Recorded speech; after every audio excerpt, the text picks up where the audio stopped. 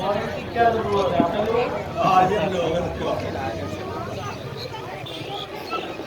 आले अनिल प्रधान जी, आरिफ भाई, हमारे अदर भाई, जितेश जी, चौधरी यूसुफ अली, डॉक्टर मोहम्मद इस्लाम साहब, फारूक चौधरी साहब, उमेश चौधरी साहब, बलदेव यादव साहब, प्रताप सिंह जी और साथी प्रधान और सब हमारे जितने वरिष्ठ साथी इस चुनाव में लगे हुए हैं और मूला खादर की मेरी हरदिल अजीज आवाम जिन्होंने मुझे अपना आशीर्वाद देकर के, अपना प्यार देकर के इस लायक बनाया कि थोड़ा सा मैं हिंदुस्तान की सबसे बड़ी पंचायत में पार्लियामेंट के अंदर आप लोगों की बात को मैं रख सकूं। जब मैं खुद अपना चुनाव लड़ रहा था तो मैं तो हर गांव में पहुंच भी नहीं पाया, लेकिन मैं वही कहने जा रहा हूँ कि बहुत खुशकिस्मत था मैं कि मैं इस गांव में जो अपने चुनाव के दौरान किया है। दानिश अली, दानिश अली, दानिश अली, बहन मायावती, अकाल विधायक, बहुजन समाज पार्टी। मैंने जब मैं चुनाव लड़ रहा था तो एक वादा किया था आपको कि आप अगर मुझे जिता करके भेजेंगे, मुझे अपना आशीर्वाद अपनी दुआओं से नवाजेंगे, तो मेरा एक कदम पार्लियामेंट के अंदर होगा और दूसरा कदम क्षेत्र में होगा। पिछले 2.5 साल में 2 साल तकरीबन कोरोना में निकल गए, लेकिन उसके बावजूद मैंने अपना एक कदम पार्लियामेंट में रखा और दूसरा कदम क्षेत्र में रखा। कोई दिन ऐसा खाली नहीं जाता अगर पार्लियामेंट चल रही है कि हिंदुस्तान की सबसे बड़ी पंचायत में अमरोहा लोकसभा क्षेत्र का नाम मैं पूछता हूं। क्षेत्र की कोई ऐसी समस्या होगी जिसको मैंने लोकसभा में उठाने का काम न किया। हिंदुस्तान के अंदर किसी भी कोने पर मेरे लोगों पर अगर कहीं कोई अत्याचार, अन्याय, कोई जुल्म हुआ है, कोई नाइंसाफी हुई है, तो उसको बेधड़क लोकसभा में उठाने का काम आपके चुनाव में।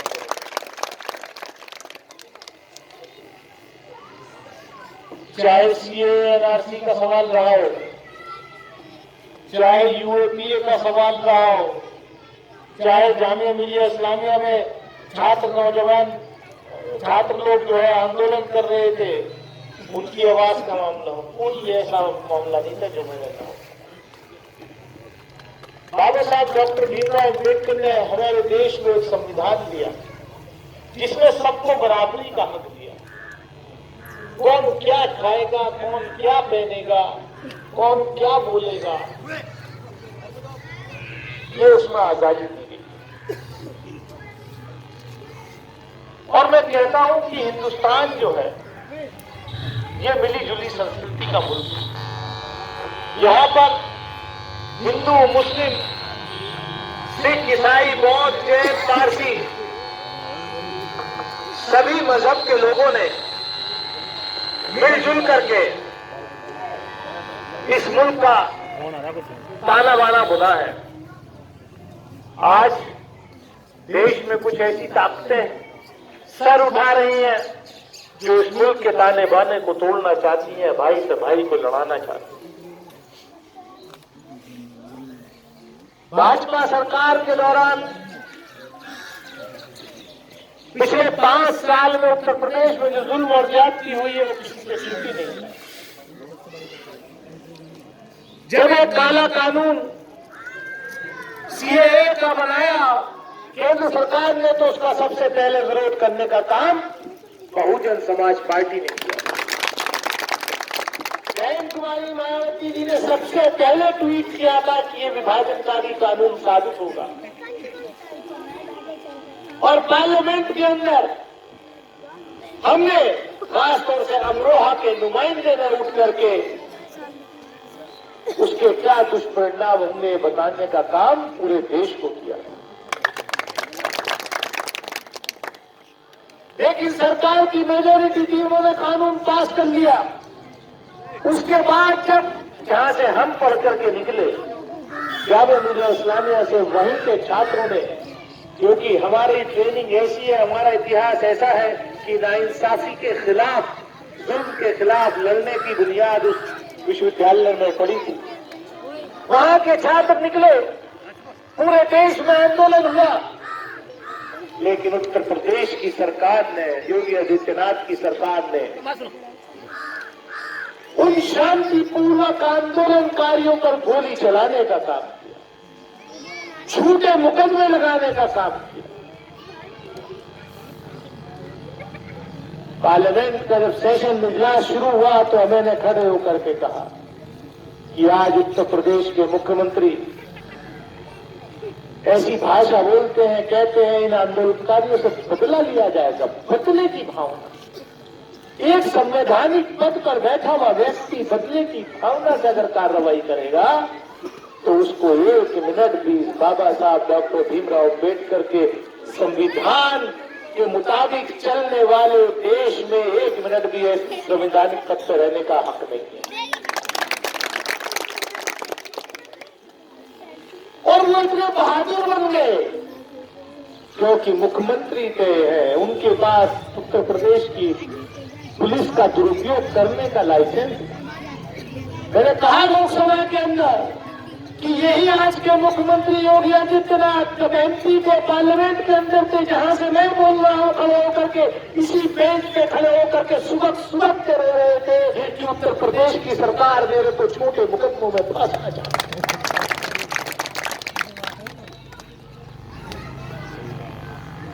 आप क्या बदले की भावना से कार्रवाई करेंगे, आप क्या बदला लेंगे? बदला तो जनता लेगी आने वाली 14 तारीख। बहन जी परसों आई थी अमरोहा में, उन्होंने अपने भाषण में सबसे पहले यही कहा कि अगर बहुजन समाज पार्टी की सरकार बनेगी तो सीएए एनआरसी के आंदोलन के वक्त में जितने झूठे मुकदमे दर्ज हुए उन सबको पहला काम किया जाएगा, ऐसे सभी मुकदमों को वापस लेने का काम होगा। साथियों, मैं आपसे कहना चाहता हूं कि जो हमें जिम्मेदारी आपने दी, मैंने वादा किया था आपसे कि अगर आप मुझे अपनी दुआओं से नवाजेंगे, मुझे जिता करके भेजेंगे तो आपका सर कभी झुकने नहीं दूंगा। मुझसे एक दिन कहा किसी ने कि साहब आप बहुत गुस्से में बोलते हैं जब पार्लियामेंट में होते हैं, खासतौर से जब प्रधानमंत्री या मंत्री सामने बैठते हैं। मैं अभी परसों भी जब लोकसभा में बोल रहा था तो सामने से मंत्री ने मुझे डिस्टर्ब किया, तो मैंने ये कहा कि आजादी का अमृत महोत्सव हम मना रहे हैं, लेकिन जो सरकार है, जो सत्ता में लोग हैं, जो उनके संगठन है, वो इस देश में अमृत नहीं, वो नफरत फैलाने का, बहाने का काम कर रहे हैं। इस पर सामने से मंत्री गिरिराज सिंह खड़े हो गए, वो डिस्टर्ब करने लगे, तो मैंने इतना ही कहा, मैंने गिरिराज सिंह जी आप तो बाहर भी नफरत फैलाने का काम करते हो और यहां भी नफरत फैलाते। और ऐसी क्या वजह है जब मैं खड़ा होकर के बोलता हूं तो भारतीय जनता पार्टी के मंत्री लोग खड़े होकर डिस्टर्ब करने लगते, इतने क्यों डरते हो?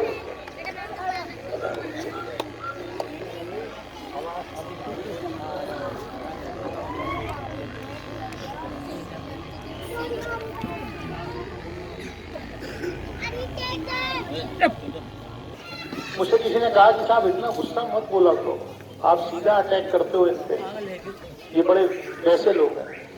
मैंने क्या नहीं, मैं डरता नहीं, क्योंकि जिंदगी ऊपर वाले ने दी है, मरना एक बार। और दूसरी बात, मैं सरकार से क्यों डरूं? मेरे पास सरकार का कोई लाइसेंस नहीं है जिसको सरकार कैंसिल कर देगी। मेरे पास कोई फैक्ट्री नहीं है जिसको सरकार सील लगा देगी। मेरे पास कोई पेट्रोल पंप का लाइसेंस नहीं है जिसको सरकार सील लगा देगी। मैं तो एक किसान का बेटा हूं।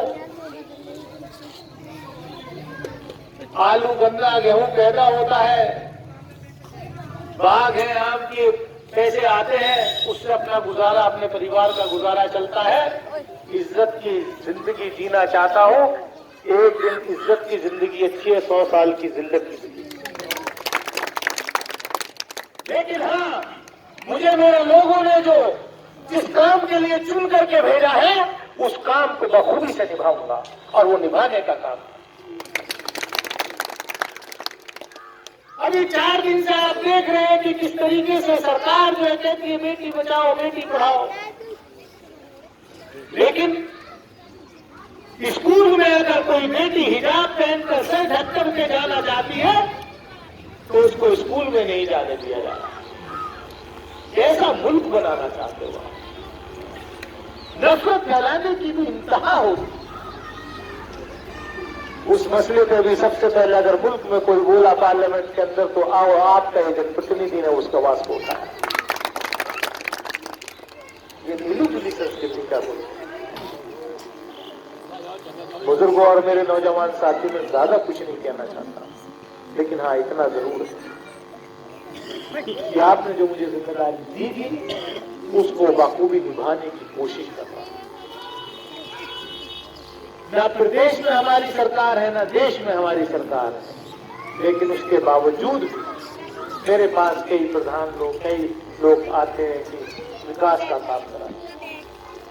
अब आप जानते हैं सब लोग की एक चीज सारा आदमी जानता है, निधि। मैं उसको भी कहना चाहता हूं।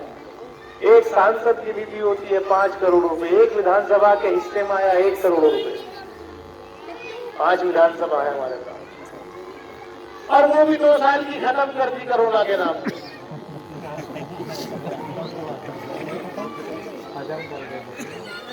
विधायक की निधि होती है 3 करोड़ रुपए, और सांसद की होती है एक विधानसभा के लिए 1 करोड़ रुपए। अब आदमी को एक्सपेक्टेशन होती है, उम्मीद होती है, यार ये तो सांसद है, इसकी तो निधि और ज्यादा होगी। जब विधायक की 3 करोड़ है, इनकी 30 करोड़ है। लेकिन कोई बात नहीं, हम जानते हैं कि किलो में से तेल कैसे निकलता है। निधि से तो कुछ नहीं हो सकता, लेकिन आप अगर अपने सांसद का रिकॉर्ड निकलवा करके देखेंगे, एक तरफ जहां सबसे ज्यादा सवाल करने का सरकार से काम किया होगा, हर मुद्दे को उठाने का काम अगर लोकसभा में किया होगा, तो अपने क्षेत्र के अंदर भी प्रधानमंत्री ग्राम सड़क योजना से तकरीबन 100 किलोमीटर सड़क इस लोकसभा क्षेत्र में बनवाने का काम आपके सांसद। पूरे पश्चिमी उत्तर प्रदेश में सबसे ज्यादा अगर पीएमजीएसवाई के अंदर सड़क कहीं बनी है तो वो अमरोहा लोकसभा क्षेत्र के अंदर बनी है और बनने जा रही है। मैं आपसे यही कहना चाहता हूं, ये झूठों की सरकार है, और झूठ बड़े कॉन्फिडेंस के साथ बोलते हैं, बड़ी मजबूती के साथ बोलते हैं, ऐसे झूठ बोलते हैं जैसे सामने वाले को बिल्कुल सच लगे। मैंने पार्लियामेंट के अंदर भी यही कहा परसों। मैंने कहा साहब इतने कॉन्फिडेंस के साथ आप, मैंने प्रधानमंत्री जी को पत्र लिखा, मैंने लोकसभा में पूछा, मेरे माननीय प्रधानमंत्री जी जब 2017 में उत्तर प्रदेश का चुनाव हो रहा था तो आपने घूम घूम करके पश्चिम उत्तर प्रदेश में कहा था कि गन्ना किसानों को 14 दिन के अंदर उनका भुगतान करा दिया जाया करेगा।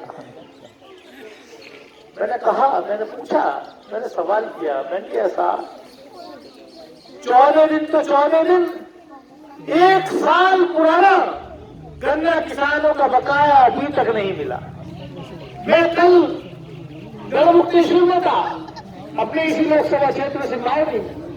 वहां किसानों ने कहा, मैंने पूछा, मैंने कभी आपका गन्ना किस, बोले साहब पिछले साल मार्च का भी अभी जो है बकाया नहीं मिला है और मार्च आने वाला है।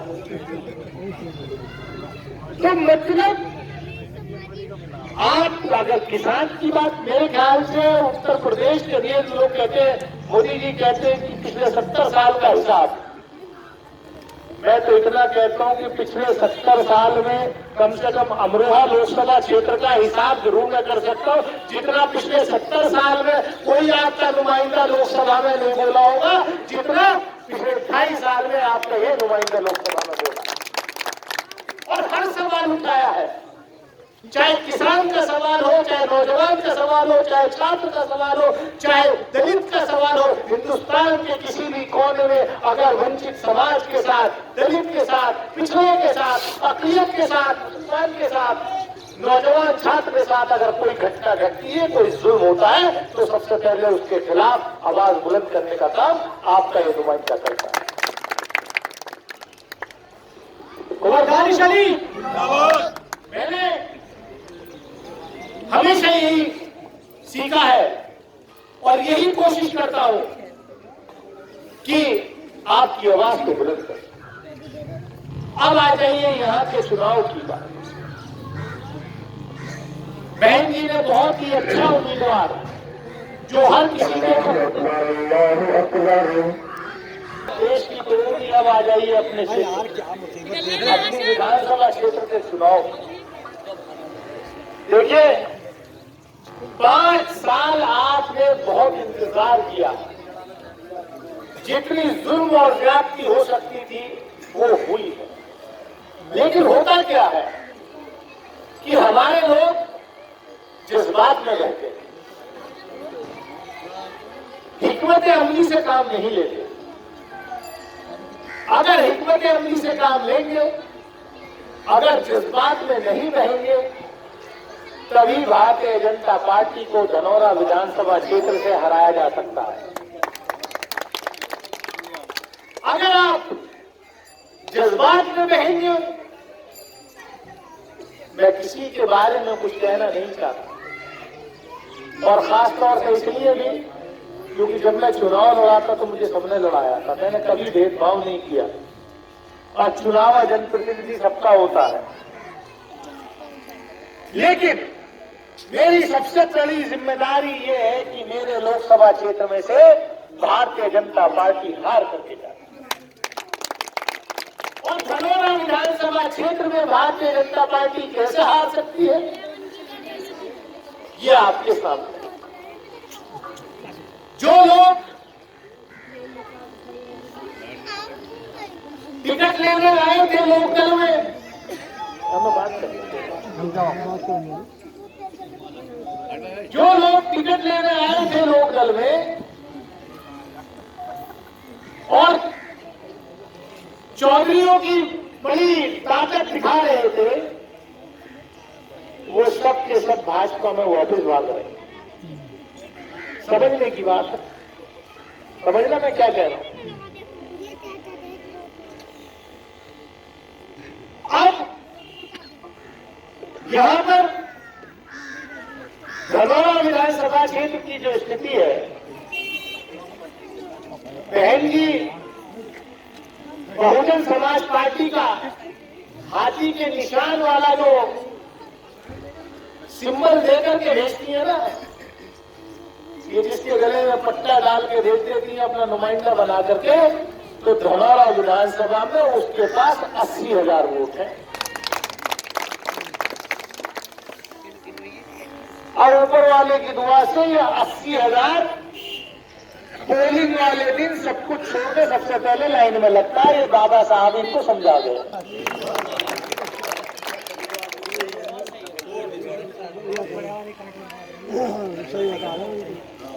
अब 80,000 है तो ये समझ लो कि उसमें से 70,000 डलेंगे।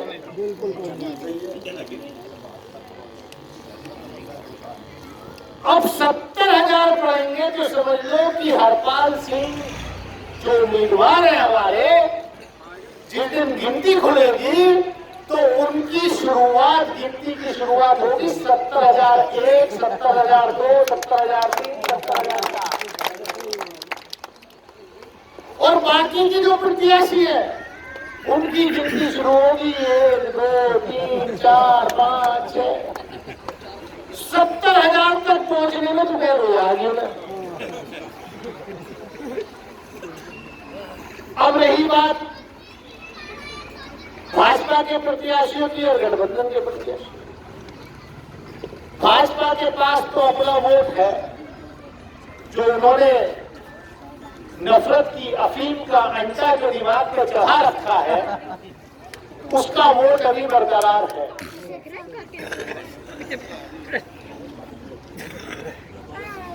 यहां पर भी जो थोड़ा उतरना था तो गठबंधन के प्रत्याशी के चुनाव निशान के ऊपर निर्भर कर रहा था इस विधानसभा क्षेत्र में कि निशान कौन सा होगा, कौन उम्मीदवार होगा, तो उस पर तय होगा कि भाजपा से वोट कितना इधर को आवे। समझ लेना। अब वो भी कहानी खत्म होगी। और जो मौजूदा प्रत्याशी है, मैंने अभी कहा बाबा साहब की ने जो शिक्षा दी और बहन जी ने जो काम किया, अब मैं व्यक्तिगत नहीं जाना चाहता कि जो प्रत्याशी है उस समाज का, वो अपने समाज का क्या वोट ले सकते हैं। अब मुझे ये बताइए कि उनके पास वोट बचा कौन सा।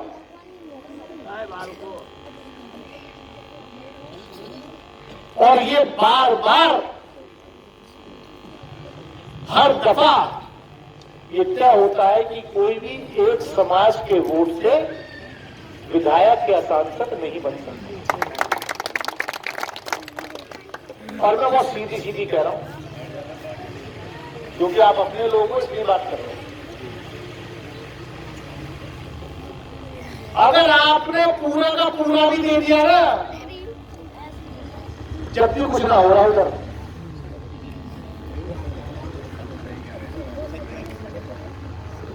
और बहुजन समाज पार्टी के प्रत्याशी को हरपाल सिंह को अगर रुपए में चमनकी भी दे दी ना, तो अभी 25,000 से जीत के जाओ। सही आंकड़ा है।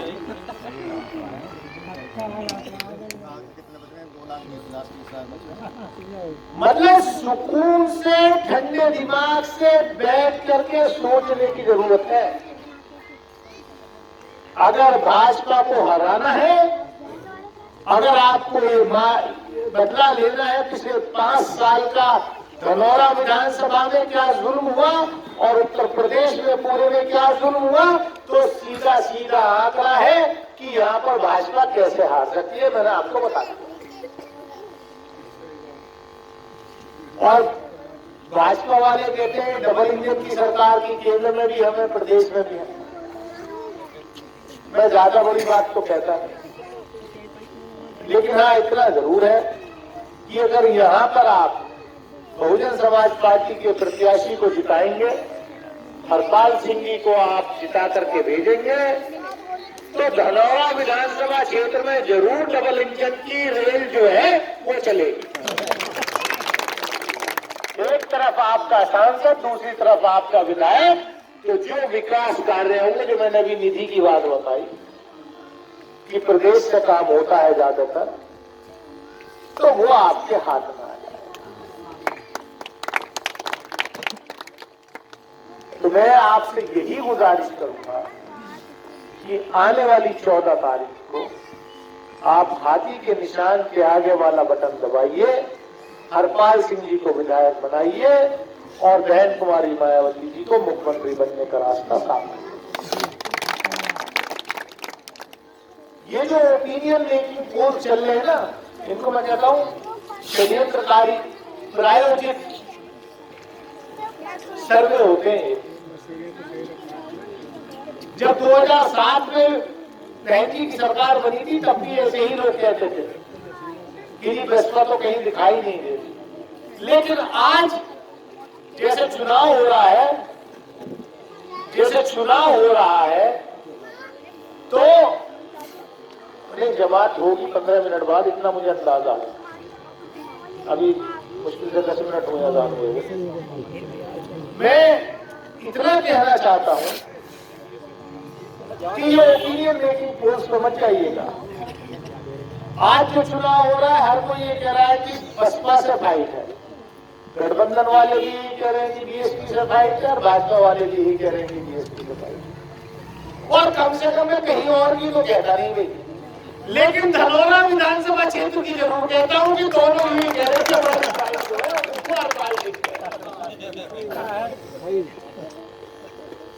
तो मेरी आप सभी बुजुर्गों, नौजवानों से ये गुजारिश है कि आप जज्बात में ना बह करके, आप जितने लोग यहाँ बैठे हैं वो अपने आप को हरपाल सिंह समझे, दानिश अली समझे, वो अपने आप को खुद प्रत्याशी समझ करके कि आप खुद कैंडिडेट हैं, रात दिन लग जाइए, वरना 5 साल जो है वो पछतावा होता है। लम्हों ने खता की थी और सदियों ने सजा पाई, वो वाली कहानी होती है। हम लोग 5 साल खोजते हैं, इंतजार करते हैं कि इस किसान विरोधी, इस नौजवान विरोधी, छात्र विरोधी, जो वंचित समाज को, जो आरक्षण को खत्म करना चाहती है, जो बाबा साहब डॉक्टर भीमराव अम्बेडकर के संविधान को खत्म करना चाहती है, जो सरकार, जो पार्टी रात दिन इसमें लगी हुई है कि किसी किस तरीके से जो बराबरी का हक बाबा साहब के संविधान ने हमें दिया है उसको खत्म कर दिया जाए, ऐसी सरकार को उखाड़ फेंकने के लिए आप 5 साल इंतजार करते हैं। इसलिए मैं आपसे यही कहना चाहता हूं कि आप ज्यादा कुछ ना कहते हुए मैं यही कहना चाहता हूं कि आने वाली 14 तारीख को आप बहुजन समाज पार्टी के प्रत्याशी हरपाल सिंह जी को आप हाथी के निशान के आगे वाला बटन दबा करके उनको विधायक बनाने का काम करें, बहन जी को मुख्यमंत्री बनाने का काम करें। मैं इन्हीं शब्दों के साथ, इसी उम्मीद के साथ, क्योंकि हमारे प्रत्याशी भी हमारे बीच आ गए हैं, मैं आप सब लोगों से यही आपसे एक बार फिर पुनः अपील करता हूं कि आप जो है अपना वक्त निकाल करके सब लोग अपने आप खुद स्वयं को कैंडिडेट समझ करके 14 तारीख को उठकर, जो मैंने बात बताई है ना आपको, जो मैंने समीकरण बताया, उस समीकरण को आपके तो समझ में आ गया, लेकिन ये जिम्मेदारी आप सबकी है कि इस समीकरण को आप केवल अपने गांव में नहीं बल्कि आसपास के गांवों में जाके, अपने रिश्तेदारों में जाके, अपने लोगों में जाकर के इस समीकरण को बताने का काम करिएगा, इसको बात को बताने का काम करिएगा। मैं इन्हीं अल्फाजों के साथ, इसी उम्मीद के साथ कि आप मेरी बात पे गौर करते हुए आने वाली 14 तारीख को हरपाल सिंह जी को आप हाथी के निशान के आगे वाला बटन दबा करके विधायक को बनाने का काम करेंगे और बहन जी के हाथों को मजबूत करने का काम करेंगे। इन्हीं अल्फाजों के साथ मैं बात खत्म करता हूँ। जय हिंद, जय भारत, खुदा हाफिज़।